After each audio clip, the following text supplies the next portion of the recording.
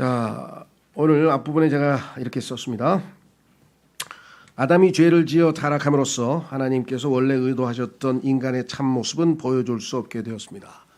아담을 통해서 하나님께서 이것이 참 인간의 모습이다라고 하는 모습을 보여주셨어야 했는데, 아담이 타락함으로써 하나님이 원래 의도하셨던 참 인간은 어떤 모습인가, 어떤 삶을 살 것인가, 어떤 생활하는지에 대해서 이 기회가 없었죠. 그런데 이에 하나님께서는 타락한 아담의 후손을 죄로부터 구원하시고자 아드님을 보내주셨습니다.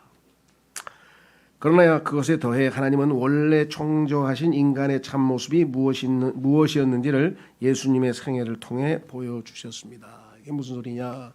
아시다시피 예수님께서는 이 땅에서 다만 죄인을 구원하러만 오신 것이 아니라 죄인이 구원받은 후에 정상적으로 산다면 어떤 모습을 하고 사는가, 그거를 보여주시는데 그것이 바로 누가복음입니다. 그래서 누가복음의 주제는 참 인간이신 예수님이시고요. 마태복음에 하나님께서는 여러 가지 예수님의 다양한 측면을 보여주셔야 되는데 적어도 네 가지 측면, 입체적으로 예수님을 봐야 되겠죠.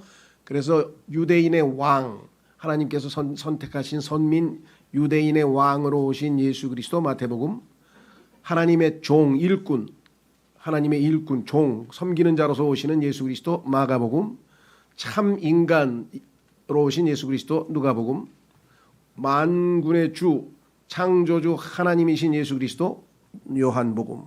이렇게 해서 네 가지 복음을 통해서 하나님께서는 예수 그리스도를 입체적으로 조망하시는데, 우리가 자주 놓치는 것은 왕이신 예수님과, 그렇죠? 예, 메시아이신 예수님, 왕이신 예수님과 하나님이신 예수님에 대해서는 우리 이 복음주의 또는 킹제임스 성경 진영에서도 어마어마하게 강조를 많이 하고 이것 아니면 안 된다 이렇게 말씀하시죠. 예, 요한복음 9장에도 하나님의 아들을 믿으면 구원을 받는다고 했으니까 개역 성경에서는 그것을 사람의 아들로 고쳐놨습니다. 사람의 아들 믿으면 구원 못 받습니다. 예. 어쨌거나 중요한 거는 구원받는 그것도 중요하지만 그 이후에 예수 그리스도께서 우리 안에 들어오셔서 이제 하나님의 생명을 우리를 통해서 발현하셔야 되는데, 그것은 우리의 순종과, 그렇죠, 우리의 헌신에 의해서만 이루어지지, 우리가 동조하지 않으면 예수님께서는 강제로 우리의 몸을 사용해서 하나님의 생명을 표현하실 수는 없습니다. 그래서 항상 우리가 우리 자신을 내려놓고 부인하고 우리 자신을 산 희생물로, 우리의 몸을 산 희생물로 주님께 내어드릴 때만 주님께서는 우리 몸을 통해서 하나님을 표현하시는 거죠.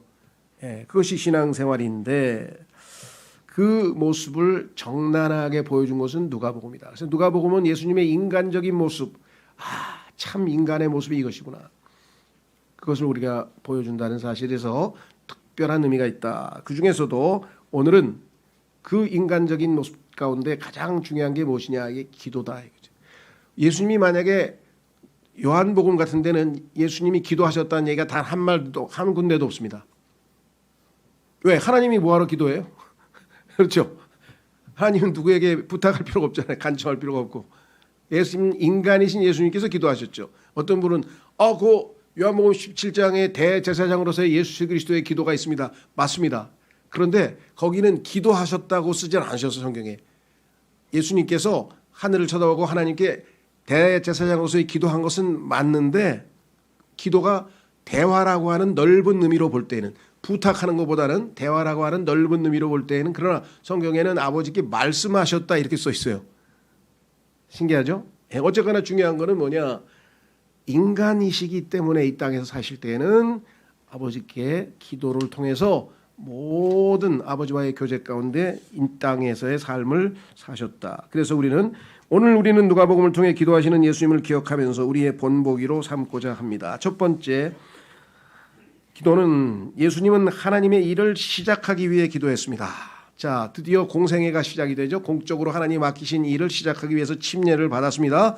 예, 침례를 받으시면서 기도하시는데 하늘이 열렸어요. 그래서 위로부터 하나님께서 내 사랑하는 아들이라고 외치셨잖아요. 그렇죠? 예. 그 시작과 더불어서 주님께서는 이제 이 땅에서의 본격적인 삶을 시작했다. 우리도 마찬가지죠. 뭐 그걸 꼭 굳이 영접 기도다, 뭐 무슨 기도다, 뭐 이렇게 얘기하지만 적어도 여러분이 예수님을 믿는 가운데 뭐 영접 기도의 형식이 중요한 게 아니라 예수님 나를 구원해 주십시오. 예수님 저를 대신해서 십자가에서 죽으신 것 감사합니다. 우리의 첫 번째 신앙생활도 기도로 시작하는 거 아닌가요? 예, 당연히 구원해 주신 것 감사합니다. 이제 하나님의 뜻대로 살고 싶습니다. 나약합니다. 도와주십시오. 하여간 어떤 형태로든 우리의 신앙생활도 예수님과 더불어 예수님과 마찬가지로 기도로 시작이 되었다라고 하는 것을 우리가 확인해 볼 수가 있죠. 자, 그래서 우리는 첫 번째 예수님은 하나님의 일을 시작하기 위해 우리도 생활 가운데에서 뭔가 자기가 새롭게 하나님의 일을 한번 해보겠다. 이번 해에는 금년에는 내가 참 봉사를 좀 해야 되겠다. 아니면 이번 해에는 내가 성경을 좀 읽어야 되겠다. 아니면 이번 해에는 내가 전도를 좀 해야 되겠다. 뭔가 할 때 우리 힘으로 될 수 없죠. 그래서 우리는 어떤 일을 새로 시작할 때에는 항상 하나님께 기도함으로써 시작한다. 두 번째는요. 누가복음 5장 15, 16절에 보면은 이렇게 기록되어 있습니다. 두 번째는 뭐냐? 예수님은 세상으로부터 자신을 구별하여 기도하셨습니다. 왜 그런가 보세요. 누가복음 5장 15, 16절. 그러나 그럴수록 그분의 명성이 더 널리 퍼져나갔더라. 예수님께서 지금 기적을 베푸시면서 놀라운 사역을 쫙 하니까 막 사람들이 와 메시아 나타났다 하면서 막 이제 여기저기서 웅성웅성 막 따라다니고 그랬겠죠. 예, 그래서 어떻게 됐습니까? 그리하여 수많은 무리들이 말씀을 듣기 위하여 그리고 자신의 병약함들을 치유받기 위하여 한데 모였더라. 근데 예수님께서는 이러한 상황에서 제일 먼저 필요하신 게 뭐예요? 여기에 들떠서 그렇죠. 사람들의 막 높임에 이렇게 들떠가지고 높임 받고 의시되고 이걸 해서는 안 되죠, 당연히. 그래서 예수님께서는 이러한 혼잡함과 사람들의 웅성웅성되는 그 상황에서 기도의 필요성을 느끼셨고 그래서 광야로 가서 아무도 없는 광야로 가서 기도하셨다 그랬습니다. 자, 여기 보시면은요. 16절 그러자 그분께서는 스스로 광야로 물러나셔서 기도하셨더라. 여러분들 어떠세요? 대중들의 칭찬이나 막 주목을 받고 막 이럴 때 사람들은 의시되면서 막 이렇게 하지만 예수님께서는 그런 것에 전혀 개의치 아니하고 물러나셔서 조용히 하나님께 기도하러 가셨다. 성경은 이렇게 말씀을 했네요. 그렇죠? 사실 여기에서 대부분의 사역자들이 실패하고 있는 것 같아요. 많은 분들이 한때 참 저분이 뭐라 그럴까요? 설교로 또 성경 공부도 또 그분이 하는 모든 것에 대해서 이렇게 존경심을 가지고 바라보던 분들이 계셨어요. 저도 킹제임스 성경 알기 전에도 개신교 안에도 제가 볼 때에는 그 당시에 제가 있었을 때에는 존경스러운 목사님들이 더러 있으셨어요. 그래서 제가 누구누구 어떤 분의 설교는 시간을 딱 맞춰서 이 극동방송이나 이런 설교를 계속 들었었거든요.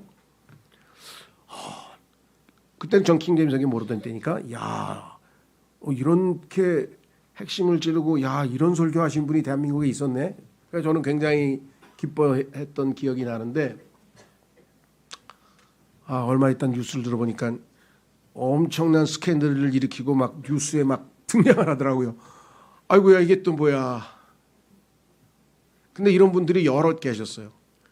근데 미국에도 그래요. 미국 교계도 제가 이제 모니터링을 하니까 보니까 미국에서 이렇게 인정을 받고 막 존경을 받던 분인데 역시 또 스캔들의 주인공으로 턱 나오는 거야. 그렇죠. 예수님도 예수님처럼 구별돼서 아무도 없는데 구석에 가서 광야에서 하나님과 기도하면서 자신의 마음 자세를 다졌다면은 그렇지 않았을 텐데라는 생각이 들 때가 있었습니다. 하나님께서는 바울이 교만해질까봐 그에게 사탄의 가시 육체의 질병을 갖다가 육체의 가시 사탄의 사자를 몸에다가 두셨다고 해서 평생 아픈 가운데 하나님만 의지하고 의탁하도록 그렇게 만들어 놓으신 걸 보면 교만은 성경에 써 있죠. 패망의 선봉이라. 그러니까 교만하면 망하게 돼 있는 건데 사람들은 그걸 의식을 못 해요. 왜냐하면 자기가 교만한 순간에는 몰라. 그래서 성경에서 보니까 저는 그래서 여러분들에게도 그냥 잊지 말라고 영어로 말합니다. 자기가 nothing이야. 아무것도 아닌 자가 something, 뭔가 되는 것처럼 하는 것에 대해서 갈라디아서 6장에서 강력하게 경고를 했어요. 예, 그래서 제가 조금 교만해지면 네가 something이냐? nothing이지? 그렇게 스스로 반문해요. 그럼 뭐예요? 예, 제 위치를 찾는 거죠. 그렇죠? 예, 또 제일 좋은 거는 예수님처럼 탁 구별해서 어디 아무도 안 보이는 데 가서 하나님께 기도한다. 세 번째, 6장 12, 13절에 보니까 예수님은 중대한 일을 결정하기 전 기도했습니다. 이것도 우린 뭐 그리스도인이라면 자기가 중대한 일을 앞에다 놓고 기도 안 하는 사람은 별로 없겠죠. 그렇죠? 예, 뭐 결혼 기도도 하고 직장 얻는데 기도도 하고 뭐 예를 들면 이민 가는 사람도 이민 갈 건지 말 건지도 기도할 거고 뭐 하여간 다양한 형태로 기도를 할 거 아니에요. 그렇죠? 자, 예수님은 어떤 상황에서 기도했는지 한번 보겠습니다. 누가복음 6장 12, 13절. 그리고 그 당시에 이러한 일이 있었으니 그분께서 밖으로 나가셔서 기도하러 어떤 산속으로 들어가셨고 하나님께 드리는 기도로 온 밤을 지새우셨더라. 중요한 결정이에요. 일생일대의 중요한 결정이에요. 왜? 12명의 제자를 선정하는 거예요. 12명의 제자를 선정해서 자신이 이 땅에서 이룩한 그 복음 구속 사역을 계속해서 선포하고 이어가는 12제자들을 선정을 해야 되는데 누구를 선정할 것인지를 놓고 하나님과 깊이 논의하고 또 기도하고 지혜를 구하고 뭐 이런 것이 있었습니다. 13절 이윽고 낮이 되자 그분께서 자신의 제자들을 그분께로 부르셨더라. 그러고는 친히 그들 중 12명을 선택하셨으니 그들은 또한 그분께서 사도들이라고 명명한 자들이라. 여기 계신 분들은 손 안 드세요? 근데 왜 가룟 유다를 뽑으셨어요? 제가 여기 앉아 있었으면 손 들 것 같아요. 예수님이 기도하고 뽑았는데 실패한 거 아니에요? 가룟 유다? 실패한 게 아니죠. 예. 예수님은 의도적으로 뽑은 거죠. 왜? 가룟 유다의 역할이 있다는 것을 구약 성경을 통해서 예수님은 잘 알고 있기 때문에 유다가 예언된 대로 해야 될 일을 시키기 위해서 유다를 뽑으신 거예요. 그렇죠? 예. 자, 그래서 중요한 거는 중요한 일을 하기 전에 여러분들 다 기도하시죠. 제가 존경하는 분이 있는데 그분이 오늘 또 마침 우리 이원광 형제 모셨는데 척 스미스 목사가 초반에 구원받고 나서 제가 한 2, 3년 상간에 그분의 강해 설교를 듣게 됐는데 또 번역도 했어요. 제가 부탁받아가지고 창세기하고 모세오경만 한 것 같은데 어쨌거나 약간 그때 그 책 속에서 읽었어요. 그 번역을 하는데 모세오경 번역을 하면서 거기서 읽은 내용 중에 뭐가 나오냐면은 이분이 이제 목회를 시작을 했는데 정말 성경도 잘 알고 자신만만하게 드디어 목회를 시작하는구나 했는데 자기 말로 12명인가를 데리고 시작을 했는데 2년인가 3년 걸쳐서 그냥 세상적인 표현으로 죽을 똥 싸면서 정말 열심히 했는데 그대로 12명 그대로 12명 그래가지고 난 목회가 아닌가 보다 하고 나가서 사업하다가 하나님께서 아니야 그때 훈련을 받다 말면 어떻게 훈련 좀 더 받아야지 다시 와봐 그래가지고 다시 시작을 했대요. 다시 시작을 했더니 얼마 지나서 훈련이 끝나고 나니까 이제 폭발적으로 사람이 늘어나가지고 그냥 그 YMCA 강당을 빌려서 일요일날 장소가 없으니까 돈이 없으니까 했는데 막 사람이 100명, 200명, 300명 그냥 나중에 도저히 안 되겠어가지고 이제 예배당을 지을 수밖에 없는 상황이 돼. 지어야 되는데 예산을 짜보니까 100만 불이더래요. 100만 불. 그래 100만 불이 어디 있어? 그러니까 하나님께 어떻게 했겠어요? 기도했겠죠. 하나님 100만 불이 필요합니다. 기도한 지 얼마 안 된 오늘 갑자기 어떤 사람이 찾아왔어. 목사님 왜 그러니까 탁 지갑에서 수표 하나 건더니 100만 불입니다. 예배당 지으십시오. 여러분 같으면 어떻게 해요? 여러분은 뭐 물어볼 것도 없지. 난 안 물어보고 나 같으면 뭐야? 할렐루야! 와! 우와! 이렇게 기도 응답을 정확하게 100만 불 하셨잖아. 야, 근데 이분 뭐라 하는지 아세요? 죄송합니다. 내일 다시 한 번만 와주세요. 제 주인한테 받아도 되는 돈인지 물어보겠습니다. 기도 좀 하고요. 이런 목사를 내가 아직도 못 만났어요. 근데 이분은 돈에 현혹된 게 아니라 가서 기도했어. 하나님 뭐라 했어요? 그 사람은 마귀가 보낸 거야. 왜? 너를 갖고 놀려고. 돈 내고 그다음에 그 사람이 시키는 대로 해야 돼. 넌 종이 되기 싫으면 받지 마라. 알겠습니다. 그리고 우리 주인이 이번에는 안 받는 게 좋겠다고 죄송합니다. 보냈어요. 물론 하나님께서는 다른 방식으로 100만 불을 채워서 다 예배당 짓고 어마어마한 사역을 했죠. 미국 사회가 그분의 사역은 또 엄청나요. 그 갤버리 채플이. 근데 주인에게 물어보잖아요. 대단하신 분이죠. 이게 롤드십 신앙이라 그러는데 주님은 나의 구원자이실 뿐만 아니라 not only my savior but also my lord. 나의 주인이시다. 나의 주인. 내 몸과 영 이게 주님 거니까 너는 주님을 위해서 살라고 고린도 후서에도 나오잖아요. 6장에도 나오고. 이분이 또 한 간증이 있는데 뭐냐면 오늘 갑자기 설교를 하면서 오늘 참 어제 뭐 하여간 난 평생에 그런 이상한 일은 처음 봤어요. 그걸 겪었다는 거예요. 뭐냐니까 자기가 주인인데 주인이 자기 농장을 다 불태워버렸대. 그러니까 사람들이 예? 그래도 보니까 그 농장은 자기가 운영하는 농장이야. 자기 농장인데 자기 농장이 아니고 자기 주인이 예수님이니까 예수님이 주인이 자기 농장을 다 태워버렸어요 어제. 그러면서 이상하네 왜 자기 농장을 태우지? 얼마나 자기가 예수님이 자기 주인이라는 의식이 있었으면 그런 얘기를 했겠어요. 그렇죠? 어떤 흑인 목사도 기도하면서 자기가 위기에 빠졌어. 근데 탁 지혜가 떠오르는 거야. 예수님 당신의 재산이 지금 위기에 빠졌습니다. 내가 당신 건데 당신께 지금 위기에 빠졌으니까 빨리 조치를 취하십시오. 그렇게 기도했다 그러는데 참 와닿는 얘기죠. 그래서 정말 중요한 결정. 얼마나 중요한 결정입니까? 100만 불 받으면 그만입니까? 아니죠. 이 사람이 누군지 어떻게 알아요? 그러니까 그 결정을 돈 받는 결정을 하기 전에 기도하고 거절했다. 참 대단한 것 같아요. 왜냐하면 시키는 대로 과거에도 그런 분이 있었어요. 어떤 분이 그래요. 자기가 성경을 번역하는데 찾아왔대. 그래서 왜냐 그러니까 자기가 이 성경 사업에 크게 헌금을 하고 싶다는 거예요. 아 그러시냐고 어떻게 그랬더니 조건이 있다 그러더래요. 조건이 뭐냐 그러니까 제가 제시하는 세 구절을 고쳐주셔야 된다. 여러분들 돈 내는 사람 다 뭐가 이유가 있죠. 공짜로 돈 받지 마세요. 그렇죠.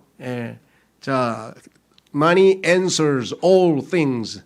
돈은 모든 것들에 대한 대답이라고 성경에 나와 있는데요. 자, 중요한 거는 결정하시기 전에 기도하시고요. 네 번째, 누가복음 9장 18절에 제자들은 예수님의 기도 후 영안을 뜨게 됩니다. 아, 예수님이 기도했더니 영적으로 눈이 탁 떠서 이제 분별력이 생긴 거예요. 얼마나 감사합니까? 오늘날도 분별력이 없으면요 판단이 안 서요. 이렇게 해야 되나 이렇게 해야 되나 막 그죠? 영적으로 주님께서 우리의 눈을 밝게 해주시면 판단이 서죠. 자 이렇게 기록했습니다. 누가복음 9장 18절. 그러고 나서 이러한 일이 있었으니 그분께서 홀로 기도하고 계시는 동안 그분의 제자들이 그분과 함께 하였는데 그분께서 그들에게 물으며 말씀하시기를 백성은 내가 누구라고 말하느냐. 그랬더니 뭐 엘리야고 뭐하고 너희는 내가 누구냐. 그랬더니 양 베드로가 하나님의 그리스도이십니다 하면서 답을 탁. 얼마나 베드로가 어떻게 그랬겠어요. 성경에 보니까 예수님이 기도해서 하나님께서 내 아버지가 너로 하여금 알게 해준 거야. 너 똑똑해서 그런 거 아니다 하고 예수님이 딱 지적까지 해주셨죠. 여러분도 기도하면 뭐예요? 하나님께서 이렇게 분별력을 주셔서 영적으로 눈이 열려서 올바른 판단을 하죠. 그죠? 잘못된 데 끌려다니지 아니하고 미혹되지 아니하고 속지 아니하고. 자 다섯 번째, 예수님은 기도하신 후 제자들에게 영광을 보여주셨습니다. 하나님의 영광, 그 임재, 하나님의 영광이 나타나면 우리는 이 세상에 있는 모든 자질구레한 것들은 다 우리 눈앞에서 사라집니다. 오직 하나님의 영광에 모든 시선을 집중하고 그것에 우리가 관심을 갖게 되는 것이죠. 그만큼 하나님의 영광은 놀라운 것이겠죠. 그렇기 때문에 그렇죠. 여기에 뭐라고 얘기를 했는가? 누가복음 9장 28절에 이렇게 써 있습니다. 그러고 나서 이 말씀들을 하신 지 약 8일이 지났을 때 이러한 일이 있었으니 그분께서 베드로와 요한과 야고보를 데리고 기도하러 어떤 산속으로 올라가셨더라.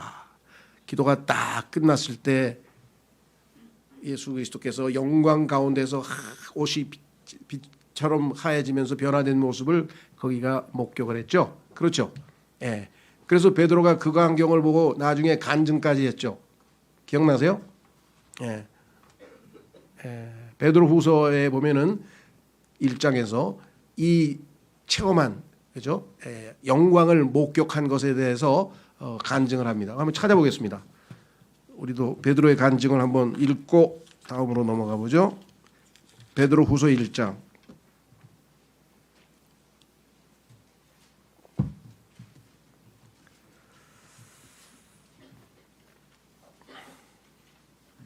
(16절) 베드로후서 1장 16절에 보면은 베드로의 간증이 나옵니다. 이렇게 간증을 했네요. 자, 16절. 이는 우리가 너희에게 우리 주 예수 그리스도의 권능과 오심을 알려주었을 때, 예수님이 다시 오심 재림이죠. 권능과 오심을 알려주었을 때 우리는 교활하게 고안된 허구들을 따른 것이 아니라 오히려 그분의 위엄의 목격자들이었기 때문이라. 직접 목격했다, 체험했다.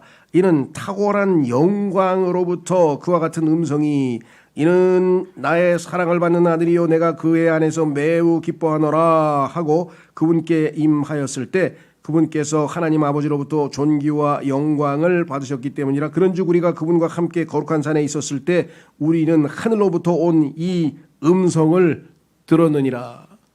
여러분이 가끔 가다가 황홀한 체험, 하나님의 영광의 임재를 맛보는 순간, 그렇죠.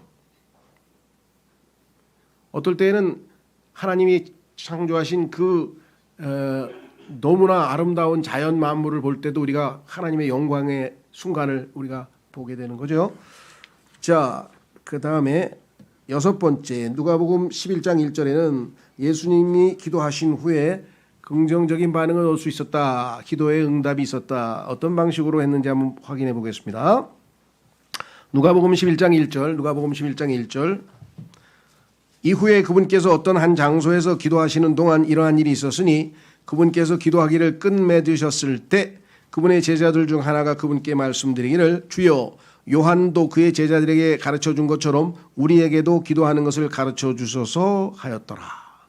평소 때는 예수님에게 기도 좀 가르쳐달라고 얘기도 안 하던 사람들이 예수 그리스도께서 기도하는 것을 딱 보더니 우리도 기도를 하고 싶다 이런 마음이 생긴 것 같아요. 기도하시면 여러분의 신앙에 긍정적으로 발전하는 모습을 보시게 될 겁니다. 그래서 뭐 E.M. 바운즈라든가 기도의 능력이라든가 뭐 기도에 관한 책이 무지무지하게 많아요. 그렇죠? 그만큼 신앙생활에 있어서 가장 중요한 것은 기도였고 예수 그리스도의 신앙생활에 있어서의 인간으로서의 삶에 있어서도 기도는 핵심이었다. 이렇게 우리가 알 수가 있습니다. 자, 그 다음에 7번째 누가복음 22장 32절에 예수님은 제자들의 믿음이 쇠하지 않도록 기도하셨습니다. 얼마나 감사합니까? 여러분 어떠세요? 여러분 지금 신앙생활 비교적 그래도 잘 하시죠? 오늘 같은 날도 나오시고 나왔잖아요. 그리고 성경도 읽으시고. 자, 여기 보시면 예수님이 어떤 기도를 하셨는가 보겠습니다. 누가복음 22장 32절에 예수님께서 기도하셨다고 이렇게 고백하셨어요. 그러나 내가 너의 믿음이 쇠하지 않도록 너를 위하여 기도하였느니라. 베드로, 그런즉 네가 회심하면 너의 형제들을 강건하게 하라. 베드로를 위해서 기도한 게 아니라 베드로가 믿음이 강건하게 돼서, 그렇죠, 확신하게 영적으로 성장해서 믿음이 유지되어야 다른 지체들에게 힘을 북돋아 줄 수가 있다. 일꾼으로 쓰시기 위해서 그에게 믿음이 쇠하지 않도록 기도했다고 예수님께서 분명하게 말씀을 하고 계시죠. 성경에 보면은 지금도 기도하고 계신다 그랬어요. 한번 확인해 보겠습니다. 히브리서 7장 25절. 히브리서 7장 25절에 보면은 예수 그리스도께서 지금도 살아 계셔서 우리를 위해서 중보하고 계신다 이렇게 써 있습니다. 히브리서 7장 25절.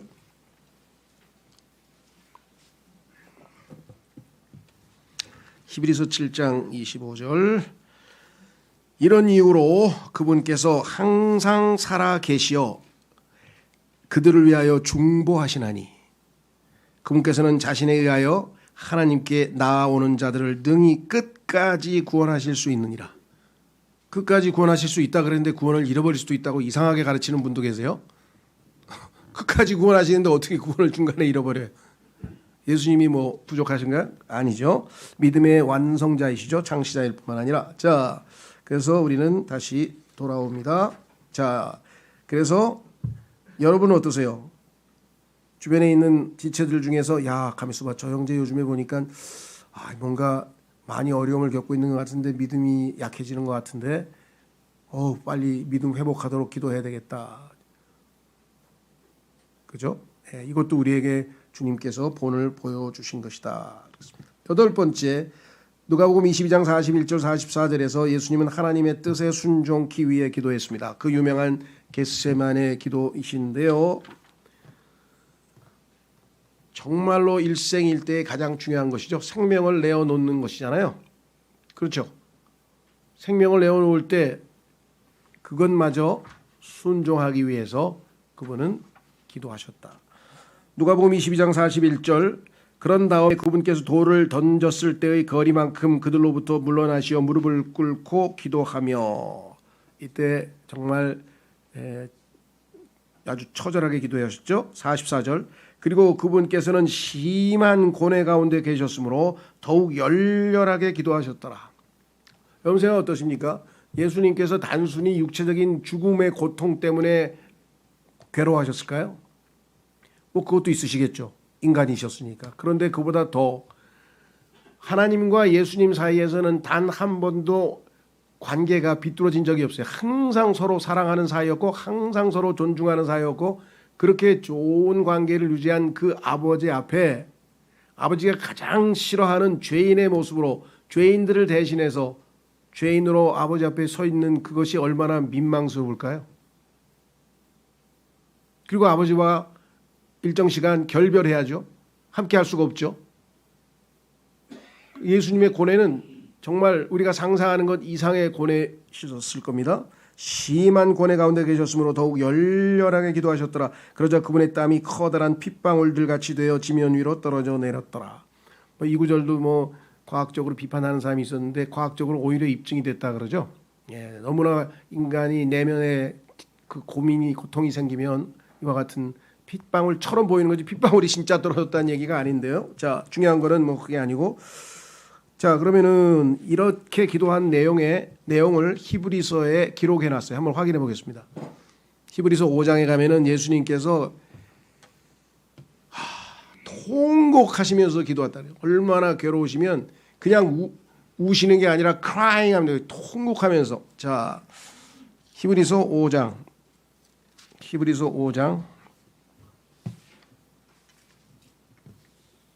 6절에서 7절 말씀 보겠습니다. 히브리서 5장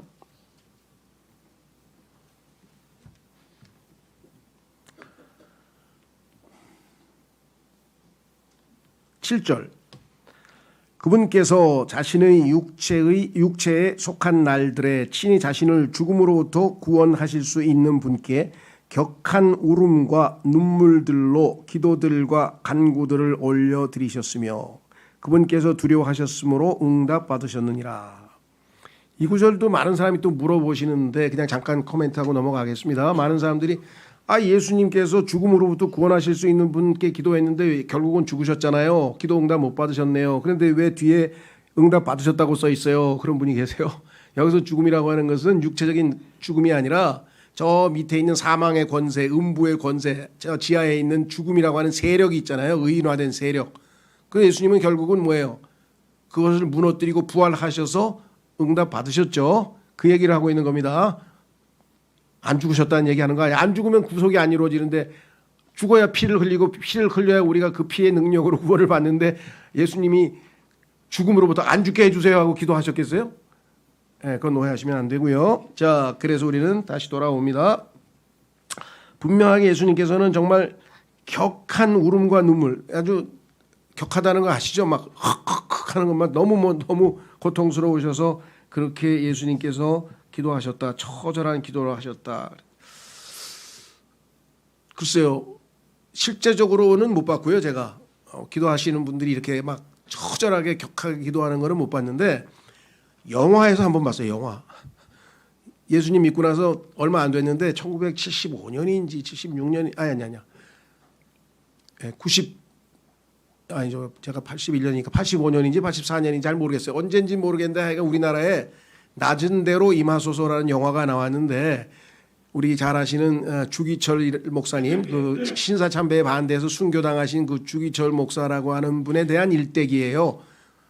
주인공이 신영균이더라고요. 신영균. 김영균은 아니고요. 신영균인데 그분이 그냥 하여간 그 장면 자체가 더 너무 선명하게 있어요. 막 못 위를 걸어가는 것부터 별의별 장면이 다 나오는데 그 기도하는 장면이 그 산에 올라가서 그냥 나무를 꽉 붙잡고 막 처절하게 막 기도하는 장면이 그냥 아유 선명하게 지금도 떠올라요. 예수님은 뭐 그렇게 하셨는지 잘 모르겠어요. 모양은 다르겠지만 그러니까 제가 이 예수님이 그걸 보면은 그 생각이 그 모양 그 장면이 아직도 떠오릅니다. 그렇게 기도하셨죠. 자, 9번째로 가겠습니다. 정말 죽음에 이르기까지 순종하셨다고 빌립보서 2장에 나와 있는 것 그대로였죠. 그것도 그냥 죽음이 아니고 십자가의 죽음이라 했습니다. 가장 고통스러운 모든 책이 피와 물이 다 쏟아지고 정말 처절한 고통 가운데 그러한 죽음. 9번째. 누가복음 23장 34절에 예수님은 원수들을 용서해 주시라고 기도하셨습니다. 아 정말 가장 본받아야 될 것 같네요. 그리스도인들이. 자 이렇게 써 있습니다.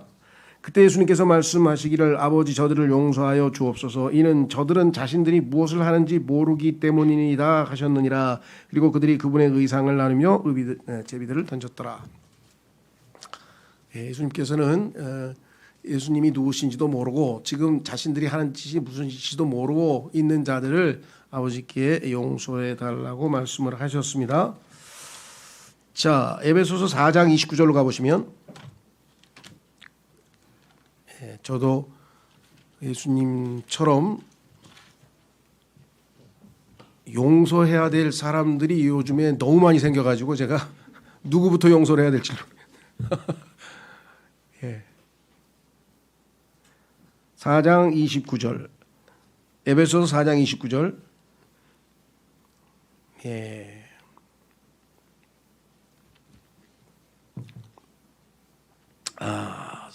29절부터 부패한 대화는 너희 입 밖으로 전혀 나오지 않게 하고 오직 세워주는 용도로 선한 것만 나오게 하라. 이는 그것으로 하여금 듣는 자들에게 은혜를 끼치게 하려 함이라. 그리고 하나님의 거룩한 영을 비통하게 하지 말라. 그분으로 말미암아 너희가 구속의 날까지 인장을 받았느니라. 모든 신랄함과 경노와 분노와 고성과 악한 언사를 모든 악의와 함께 너희로부터 치워버리라. 그리하여 너희는 서로에게 친절하고 상냥한 마음이 되어 하나님께서 그리스도를 위하여 너희를 용서하셨듯이 바로 그처럼 서로 용서하라. 예수님 덕분에 하나님께서 우리 같은 죄인들을 용서하셨듯이 그와 똑같은 마음으로 그와 같은 똑같은 자세로 서로 용서하라. 그렇죠. 예.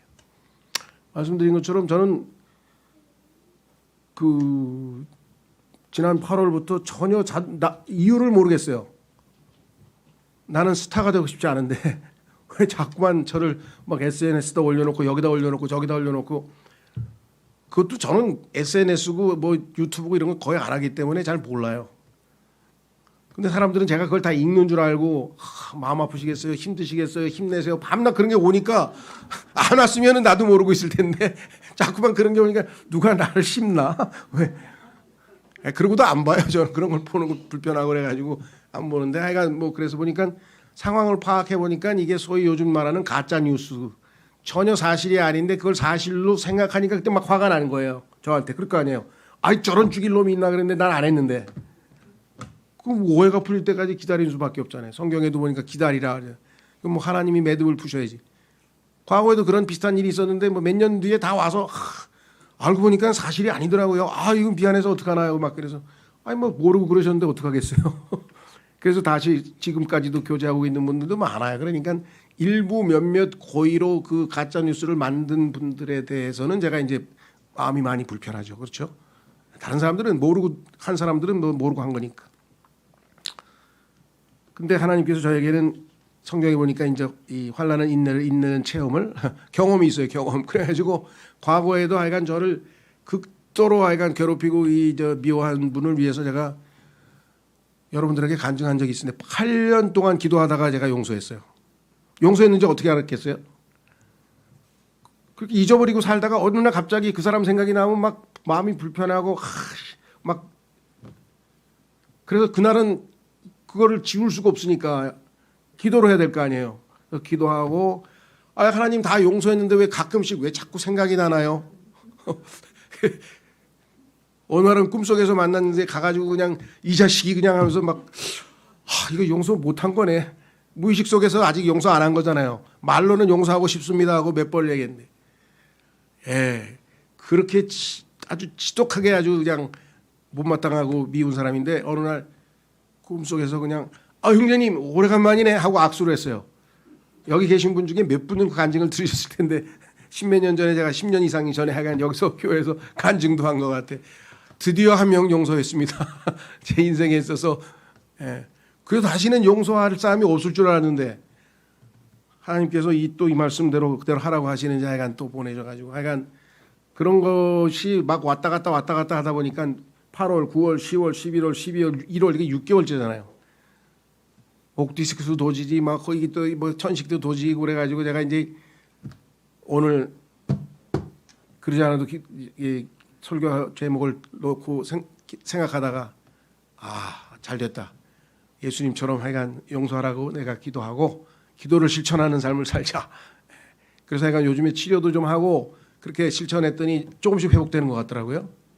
어떻게 컨디션이 좀 좋아 보이죠? 평소 때는 하도 힘 좀 내세요. 마음 뭐 상하지 않게 하세요. 마음을 돌보세요. 막 이런 위로의 메시지가 하도 많아가지고 그래서 하여간 하나님께서 하여간 이렇게 용서하는 마음을 주셔서 잘 하고 있습니다. 여러분 가운데 여기 계신 분 계세요? 용서 못한 사람 있으면은 여기 오늘 예수님처럼 기도하셨으면 좋겠어요. 자, 그다음에 마지막으로 누가복음 23장 46절. 예수님은 죽음의 순간 하나님께 자신을 맡기시며 기도하셨습니다.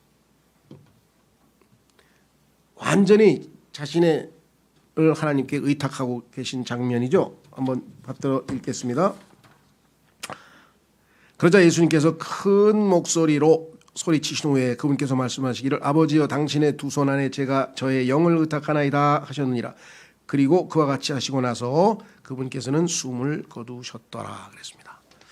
우리도 그분께 우리의 모든 것을 다 의탁한 상태죠. 그렇죠?